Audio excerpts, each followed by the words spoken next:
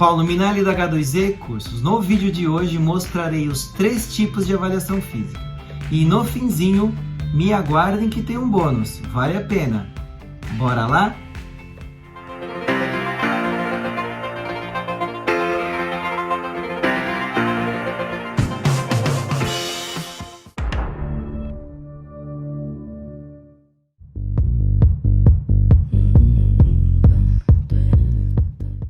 Antes de falarmos sobre as avaliações físicas, sobre os tipos de avaliação física, eu proponho uma análise. Me acompanhem nesse exemplo. Meu aluno em fevereiro disse: professor, quero correr a São Silvestre. Eu respondi: show de bola. Sabendo que a São Silvestre acontece em dezembro, qual foi o meu desafio? Criar um programa de exercícios com esse objetivo. O nome dado a esse planejamento é periodização. E o que antecede qualquer periodização, independente do objetivo? Uma avaliação física. Essa avaliação física é denominada diagnóstica e tem como objetivo determinar o nível de condicionamento físico e técnico do aluno, do avaliado. Lá no final da periodização, nós fazemos uma avaliação física denominada somativa. E ela tem como função verificar se os objetivos foram alcançados. Então essa avaliação antecede a competição ou a prova. E durante a periodização, então, entre a avaliação diagnóstica e a avaliação somativa, nós encontramos a avaliação formativa. Então, entre a avaliação diagnóstica e a avaliação somativa, nós realizamos várias avaliações formativas. Qual que é a função dessa avaliação? Monitorar o andamento da periodização. Verificar se os objetivos estão sendo alcançados e se necessitam de ajustes. Vale lembrar que a avaliação física corresponde à interpretação e análise de medidas obtidas através de testes físicos específicos. E aí a gente chega no nosso momento bônus. Bônus 5 estrelas, que são os tipos de testes físicos. É possível, pessoal, didaticamente, agrupar os testes físicos em 4 níveis diferentes. Então, presentão. Dificilmente você vai encontrar essa informação numa aula. Tá? É um aglomerado de experiências. Então, vamos lá. Nível 1 são os testes que permitem apenas o monitoramento. Então, eu faço o teste e vou reavaliando ao longo do tempo. Exemplo: agilidade, velocidade, impulsão e o REST test. Já os de nível 2 são aqueles que, além de apresentarem o monitoramento, possuem tabela de classificação. Como exemplo, porcentagem de gordura, tabela do feminino, tabela do masculino e a classificação conforme a faixa etária. Vale reforçar o seguinte: todos os níveis apresentarão um monitoramento em comum. Porque toda vez que eu faço um teste, identifico uma medida e reavalio, eu estou monitorando essa variável fisiológica. Então, em qualquer nível, nós teremos o monitoramento. Beleza? Como exemplo do nível 1, nós temos os testes de composição corporal, de resistência de força, abdominal, membro superior, membro inferior, o Wingate test, flexibilidade e ioiô.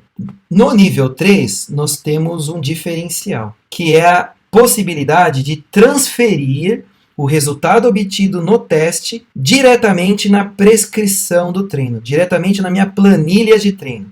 Olha só que interessante. Nós temos como exemplo o teste isocinético, o teste de 3.200 metros e de 3.000 metros. Esses 2 testes estimam a velocidade do limiar anaeróbio 2. Olha que legal. Se eu sei a velocidade do limiar anaeróbio 2, eu sei a intensidade do exercício aeróbio moderado e do exercício aeróbio intenso, severo, vigoroso. Então, dependendo do meu objetivo, eu treino acima da velocidade do limiar ou abaixo da velocidade do limiar. O isocinético é um teste que fornece várias informações: potência, resistência anaeróbia, força máxima, resistência de força, índice de fadiga, a relação agonista-antagonista para mostrar equilíbrio muscular e a relação de equilíbrio entre hemilado direito e hemilado esquerdo. Como é que eu uso o isocinético na prescrição? Vamos usar como exemplo a força máxima. E aí eu tenho um atleta que operou o joelho e durante a reabilitação ele vai lá e faz o isocinético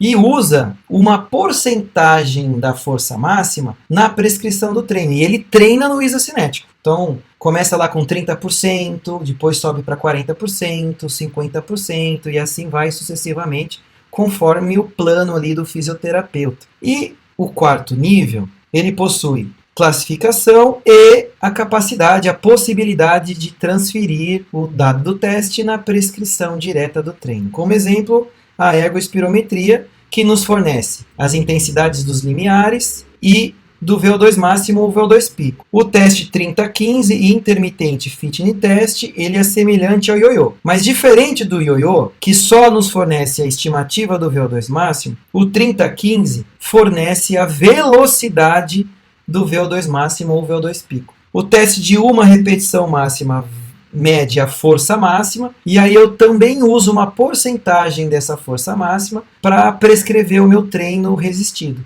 E não acabou, o bônus não acabou. Você pode me perguntar, professor, e aí, qual que é o melhor teste? O melhor teste é o teste que você consegue fazer e reproduzir nas reavaliações. Pô, mas você está falando aí que nível 3 e nível 4 possuem, né, a capacidade, a possibilidade de transferência direta para a prescrição do treino, eles são os melhores. E hierarquicamente, eles são melhores, são mais úteis. Mas nem sempre a gente consegue agrupar, colocar o teste, encontrar o teste que eu preciso para montar o meu perfil fisiológico nos níveis 3 e 4. Por exemplo, para as modalidades de quadra, agilidade e velocidade e potência mais resistência anaeróbia, que são medidos aqui no REST teste, são fundamentais. Eu não consigo prescrever o treino em cima do teste, mas é legal porque eu consigo monitorar ao longo do tempo, acompanhar a minha periodização, verificar se a minha estratégia está funcionando. Isso é até mais importante do que ficar brigando na literatura para encontrar um teste que tem tabela de classificação e que permita a prescrição direta do treino. O importante é medir e acompanhar através das reavaliações. Um exemplo para a gente fechar a aula de hoje. Você tem aí R$200 para fazer uma ergospirometria? É caro. 200, 250, dependendo do lugar. Tem isso para investir? Tem, então faz.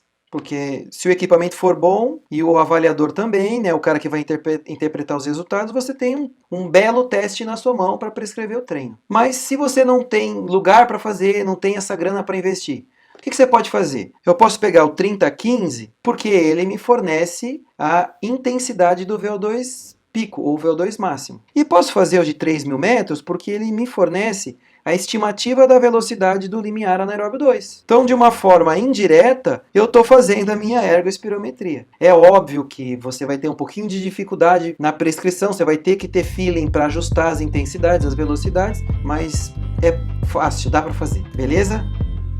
Chegamos ao fim de mais uma videoaula. Espero que você tenha aproveitado, espero que você tenha curtido e espero que você nos ajude. Então, deixa aí seu like, ative o sininho, inscreva-se no nosso canal, deixe seu comentário e dúvidas e compartilhe esse conteúdo com seus amigos. Valeu, valeu, valeu, um forte abraço e até a próxima!